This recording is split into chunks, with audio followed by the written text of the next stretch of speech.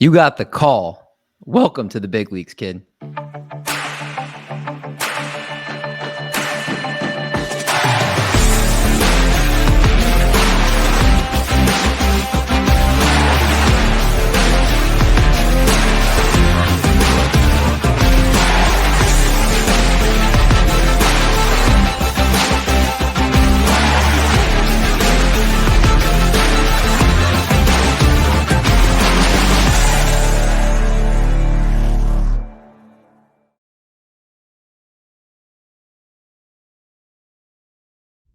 What's going on, everybody? Welcome back to the call up presented by Triple Play Fantasy.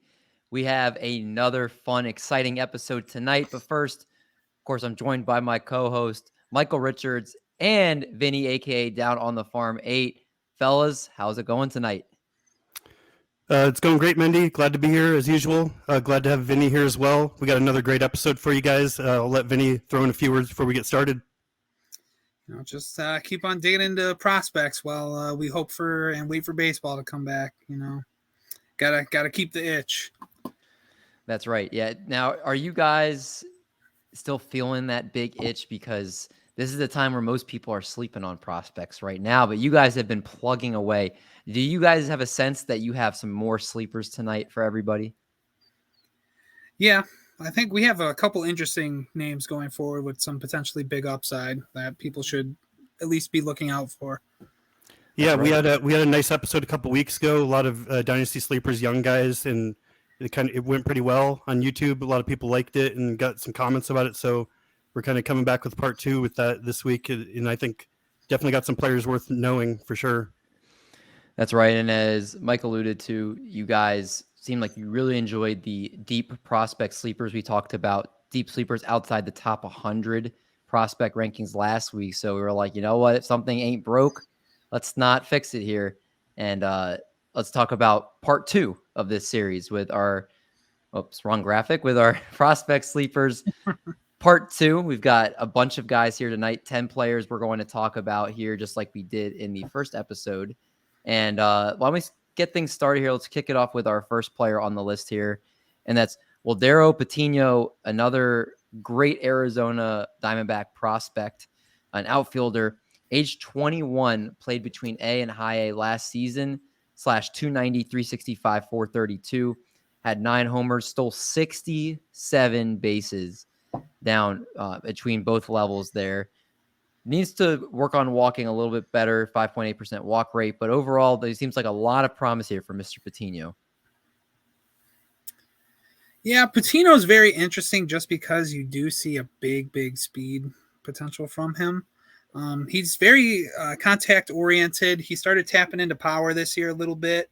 Age 21 is kind of toss-up to see if he does eventually get to double-digit power.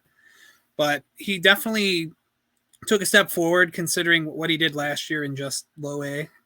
But going forward with Patino, he reminds me a lot of he could be like for fantasy wise, a outfield Alberto Mondesi, just for extra base hits and speed potential. But if he cuts down the strikeouts, maybe 5-10%, he's going to be a top of the lineup bat, maybe a 2-3 hitter who's very good at getting on and coming in.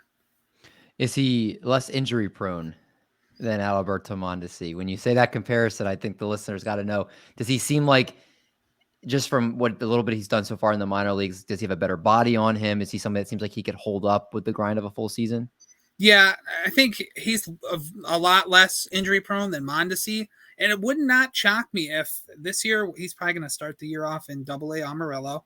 It wouldn't shock me if we saw him hit 15, maybe 20 home runs this year.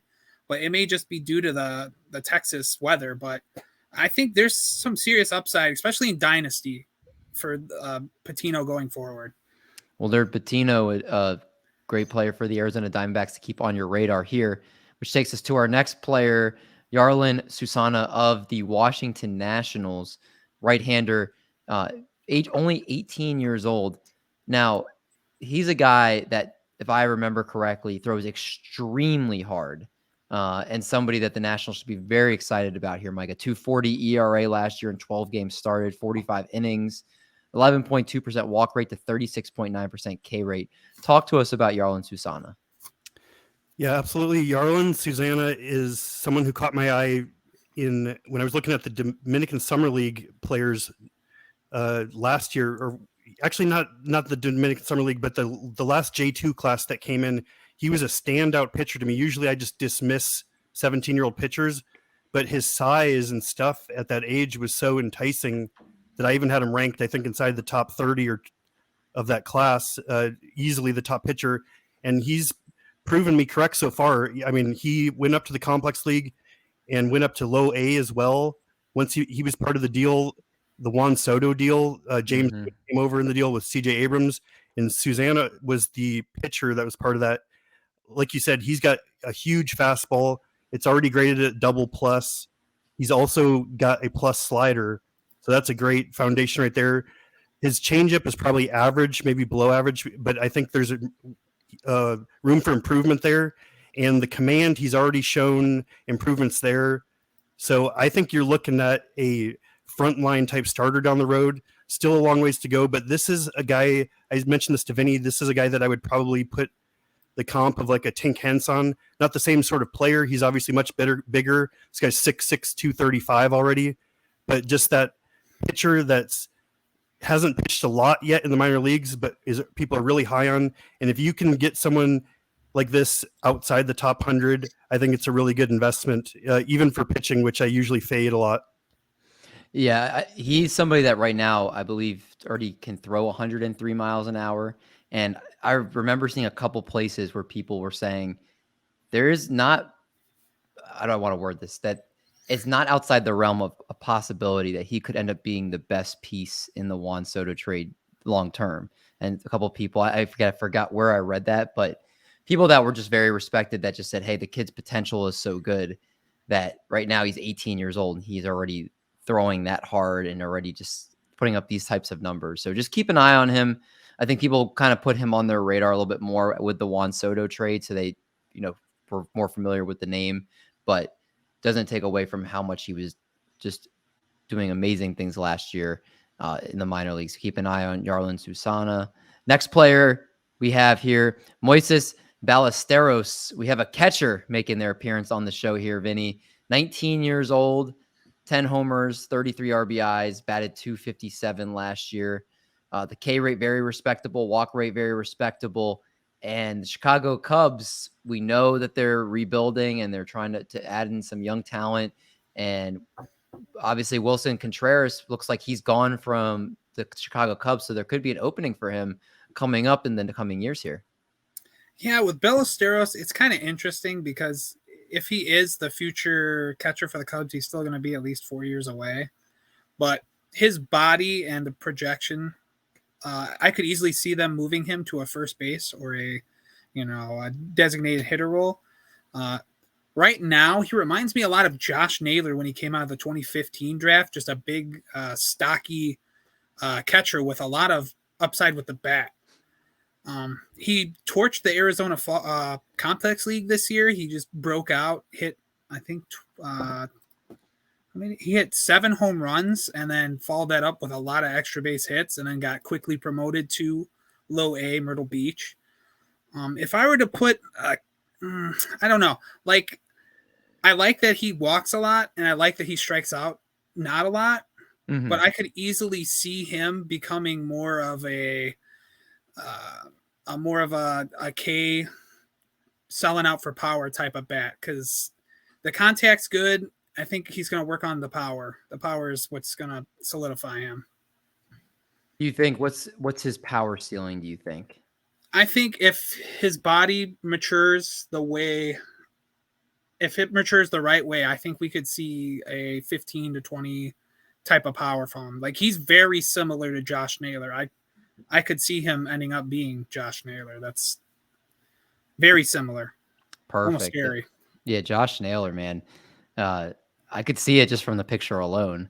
So I think it's an interesting comp and someone that definitely it's exciting to think what he could do once he does get to the big leagues here. We have a Seattle Mariner on the list here. And yes, you guessed it. It's Mike's pick here for the Seattle Mariners. Michael Arroyo, shortstop. age 18 years old, and batted 314, 457, 484, 4 homers, 22 RBIs, 4 stolen bases, and a 159 WRC plus. Obviously, someone very young, very raw, but the tools seem to be there, Mike. But talk to us about Michael Arroyo, what we can expect from him as he continues to develop in the minor leagues. Yeah, so you said it there, another Mariners prospect coming out of the international class. Lazaro Montes is actually the big guy, big power slugger that from the class, but Arroyo really caught my eye with his well-rounded production. His hit tool is what stands out. I think that's going to be his carrying tool. The power, I think he can get to above average power down the road. Speed, I think, is probably average or above average too. So, like you said, he's a well-rounded player. I question what kind of upside he has long term. Even though he's young for his level and productive at the level, he still needs to tap into more power and more speed to be fantasy relevant down the road. And I think that he needs to show that part of his game before he'll move up lists a lot. But even if he doesn't get into like huge amounts of power and huge amounts of speed, he could still be a double digit guy in both of them with a high average, high OBP. And that's a valuable player as well. He signed as a shortstop, but I think he's going to end up playing probably second base or third base down the road, depending on how he develops. But, you know, the Mariners have been producing some very high level players in the international classes recently, you know, led by obviously the most premium one in Julio Rodriguez, but even Noelve Marte, Edwin Arroyo, I guess he wasn't international, but they're just really good at producing these young prospects and making them into quality players. So with the hit tool that this guy's shown and the organization and the position, I like him as a deep target right now. Yeah, and obviously with Noelve Marte being traded, you know, we don't expect him to lock up that area for the Mariners long term now. Michael Arroyo, Mike, what do you think his ceiling could be? What do you think at the big leagues we could expect from him in best case scenario?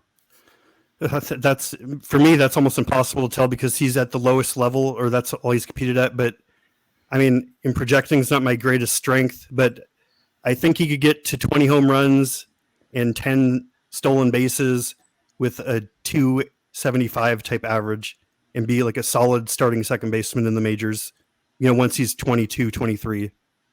Okay, well, we're going to hold you to that because you know that I like making you uncomfortable with projections. So we'll hold you to that. We're just kidding. But Michael Arroyo, somebody to keep on your radar here. Next person, Hendry Mendez of the Milwaukee Brewers, 19 years old, 446 plate appearances last year, 5 homers, 39 RBIs, 7 stolen bases, 13.9 to 15% walk percentage to K percentage, and did not necessarily get a ton of power, a 0.74 ISO. So definitely an area where we could see Mr. Mendez look to build on next season. But Vinny, the Brewers need offense.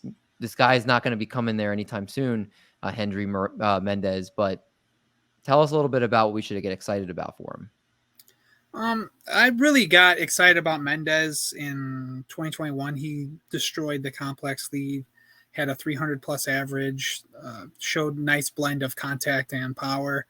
But when he was assigned to A-ball this year, it just really kind of fell apart. Like he still was hitting for contact, but he was just very slappy, very, very much of a slap hitter. He was putting everything on the ground. But I think if we're just basing him off of his projection and his upside, he's one of the most, I think, advanced 19-year-olds at the level. If we're talking about at the plate, looking at the balls and strike rate, it's just all going to come down to if he can develop solid enough power. Because I believe the contact, I think at his highest, we could probably see Mendez at probably a 270, 280 type of average. But it's going to be like with 10, maybe 15 homers. And I think there's more speed there than there's advertised. Like he missed a decent chunk of the season this year with a brutal head injury. So I think we just seen just a little peek of what Henry Mendez can do. Like the stats don't actually say how good he actually was at low A. Yeah, and it's somebody interesting. Do you think he starts the year in high A, double A? Where do you think he could potentially? I mean, again, his numbers not great, but like you said, they don't tell the whole story. Where do you think he starts out next year? He probably will start. They'll probably be aggressive with him and probably push him to high Wisconsin, but he'll probably spend most of the year there just working and refining his bat path and just his whole total approach for power and speed. But yeah, there's a lot to like there. If we're talking about bare bones, just frame, I think he could potentially be a everyday corner outfielder. All right. Well, I like the sound of that. Let's go from Henry Mendez to the big dog, the big kahuna. Why you clicked on this video if you're on YouTube, let's talk about the man, Anthony Gutierrez of the Texas Rangers, outfielder, 17 years old, but the man's already making waves. In 190 plate appearances last year, a 308, 358, 477 slash, 4 homers, 24 RBIs, and 11 steals. The kid is very raw, but very exciting here, Mike. I think many people are excited what this kid can do. For those that might be hearing his name for the first time, tell us a little bit about Anthony Gutierrez. Yeah, another great player from the latest international class. He was ranked high coming out of the class, right behind the top players. And he was someone that caught my eye early, but I didn't really fully appreciate what was going on with him because he was still 17 years old and got moved up to the complex league, which is very rare. Usually they let the players play it out, but his advanced approach at the Dominican Summer League was so good that the Rangers decided to push him up for 22 games. And the most promising part about that is when he was 17 years old, he had an under 20% K rate in the complex league. And this is a well-rounded guy. He's supposed to get into a lot of power. The thing that pushed me over the edge for him was when I was doing research is he was compared to Eloy Jimenez with more athleticism. And hopefully he won't have to deal with the same sort of injury concerns as Jimenez has recently, but that's a very high praise. That would end up being a very highly sought after prospect down the road. And like you said, there's still a long way to go, but there's no doubt about like his swing path and everything. Above average, at least above average, maybe plus raw power coming. I think he's got at least above average speed to probably get down to average down the road, but he's got the hit tool and power potential with some speed. And like you said, a lot of people really like this kid right now. I just think he's a long-term target to have stashed on your bench until he pops up in the top 50 and you can trade him or continue to hold till he gets moved up even higher. Now, you kind of touched on what I was going to ask you. Do you think he gets in the top 100 this year? Yeah, my standard, as I've mentioned on the podcast a few times, is James Anderson. He's got him right outside the top 100 right now.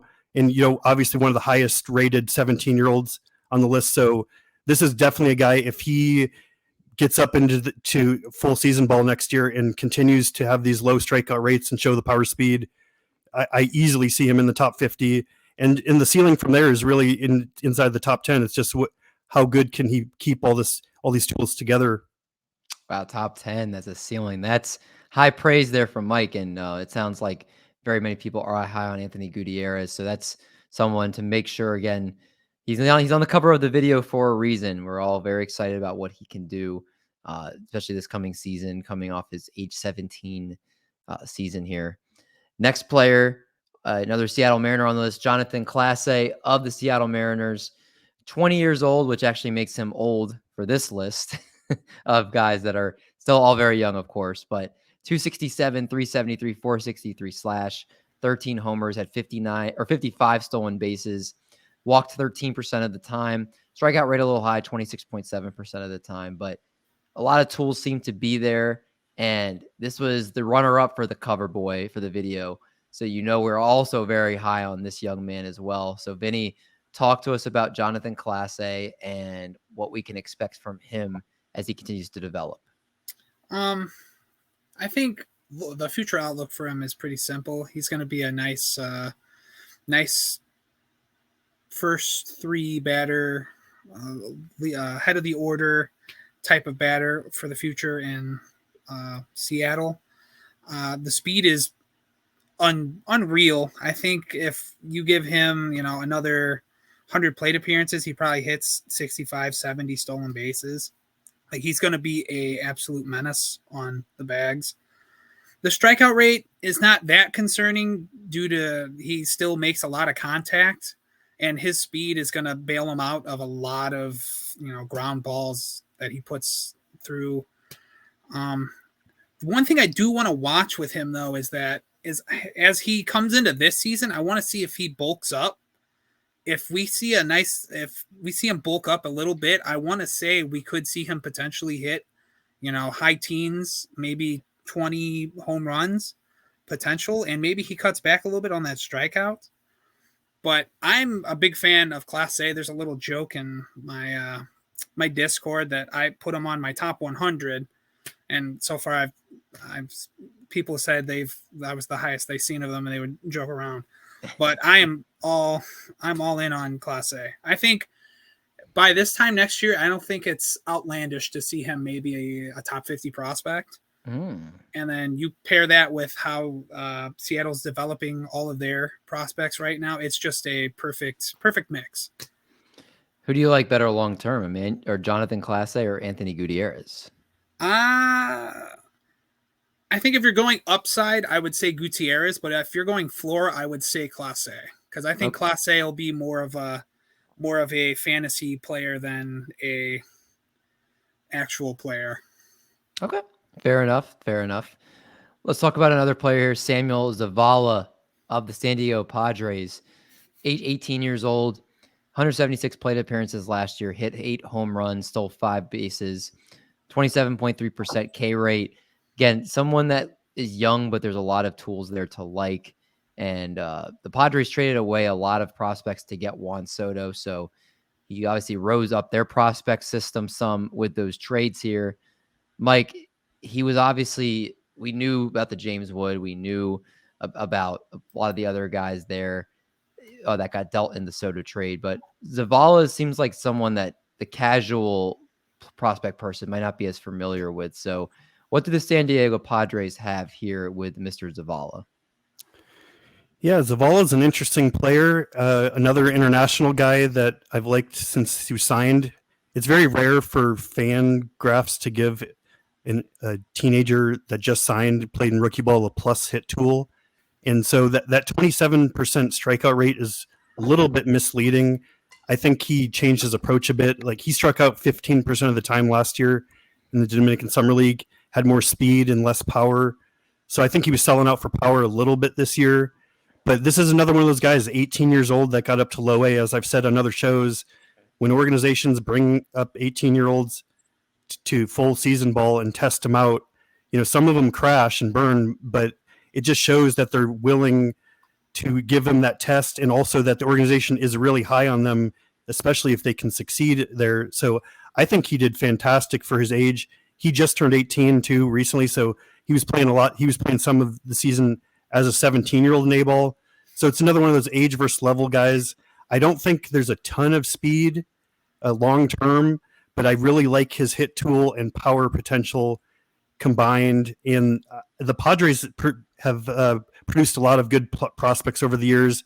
And this is just another guy that I think you can get relatively cheap because the speed isn't going to blow people away. Some people just look at home runs and steals and kind of make their decisions off that. But his overall package makes him a really good prospect. And I definitely see him becoming a top 100 player down the road. Yeah, somebody that the Padres should be very excited about here. Do you have any player comps for him, Mike? No player comps? No, I mean, I'm like I've said, I'm pretty bad at that, but just a guy with a plus hit tool, potentially plus power, and average speed. So that's going to play in fantasy and real life. I just don't have an actual guy off the top of my head. Okay, no, fair enough there. Then let's move to our second to last player here, Ashton Izzy, right-handed pitcher for the Seattle Mariners. I believe that's 3 Seattle Mariners prospects on this list, so they are doing something right over in Seattle. 18 years old, got a fastball that can go up to 94 miles an hour, got a slider, got a changeup here. Vinny, let's talk about the first Seattle Mariners pitcher on this list and somebody it seems like that you're excited about. Yeah, the story with Izzy is kind of crazy because coming into this year, he was not on like top 400 or maybe even 500 on like draft prospects to watch. He's a local kid for me. I saw him a couple times. The only reason why he really got the spotlight this year is because all the scouts that went to see Noah Schultz, who is a teammate of his for Oswego East, had mono, and they saw Ashton Izzy instead, and he was lights out. Probably one of the best pitchers in high school around here in a while. He has a good, his 3-pitch mix is phenomenal. He has a 91, 94 mile per hour fastball, big RPMs, slider, with just his rates per minute, and it's just absurd. You pair that with how the Mariners have been developing pitching, especially recently. I would say that out of all the prospects they drafted this year, this is probably the best one, and I could easily see him making a jump into their top, 10 prospects just going forward. He's a projectable right-handed pitcher. His mechanics will probably temper his slider, and he'd probably have to change his changeup and focus more on a curveball. But he's a projectable right-handed pitcher that I think could be a solid, serviceable, starting pitcher 2-3, at worst maybe a 4. Like, there's a lot to like with him.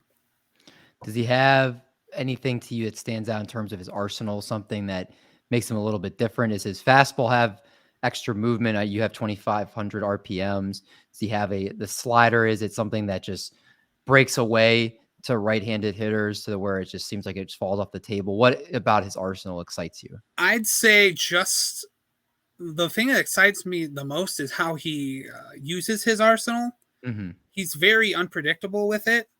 Like, he'll hammer you with 3 fastballs, and without even thinking about it, he'll hit you with a curve. And then if it's just, the arsenal is for real, and I'm surprised that he lasted till the 4th round this year. It's kind of absurd. Like, the rates and everything just scream breakout. Oh, man. All right. Keep Ashton Izzy on your radar, because Vinny says it's a crime that he fell that far in the draft. So it could also be just a homer pick, but he's going to be a menace. Are you year. a Mariners fan? No, he's local to me in Illinois. Okay. That's why. That's so, why. Yeah, I got eyes on him, and I can tell you in person, he is the real deal. All right, man. Well, there's no better way to do it than if you see him in person and you're getting the in-person scouting there. So Ashton Izzy, make sure a name you keep an eye on. As we get to our last player on the list here, Joshua Baez of the St. Louis Cardinals. I was waiting for a Cardinal to be on this list. 19 years of age, 4 homers, 21 RBIs, 10 steals, 220 ISO last year. K rate 36.1%. That's very high. So I'm interested to hear if Mike has some thoughts on that. But it seems like Josh Baez, I don't know if he's definitely not someone I'm too familiar with. So I'm interested to hear what your thoughts are on Mr. Baez here, Mike. So Joshua Baez is definitely a little bit different than the normal player I highlight on here because, as you pointed out, that 36% strikeout rate. He first came onto my radar during the draft process last year. I had Joshua Baez, Lonnie White, and James Wood all in a similar type of category of high upside, really big upside in power with underrated athleticism for their size. This is a big guy, and he didn't really show the improvements I wanted to see, but he has that alluring skill set. If he's able to get that hit tool under control, I mean, we're talking light tower power, like a 70 grade power from a 19-year-old. The Cardinals actually paid $1 million over slot when they drafted him in the same spot they got Mason Wynn the year before.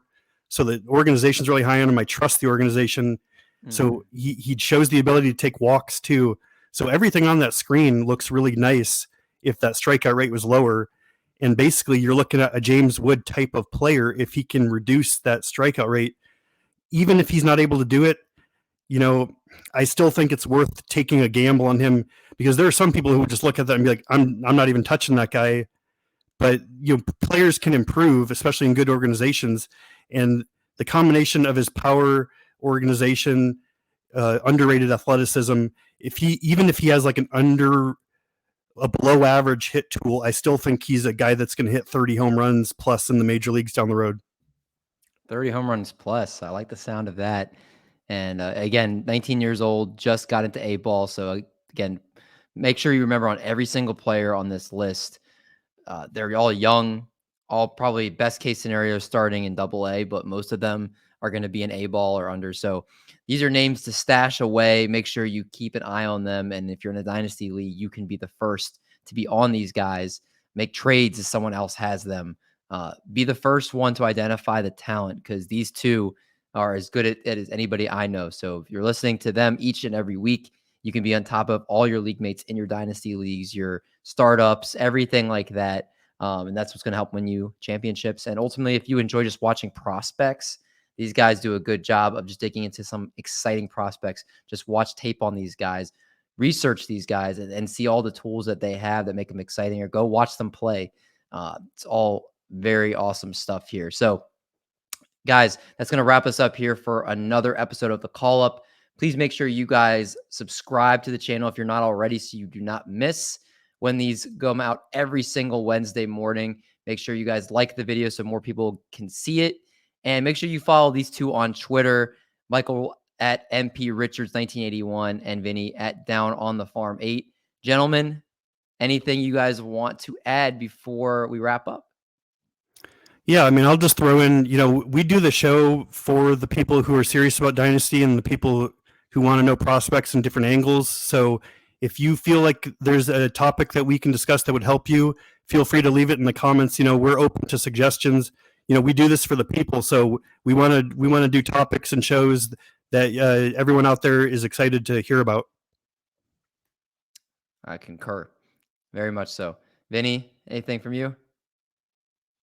Muting. Rookie mistake, and it's your third episode. My bad.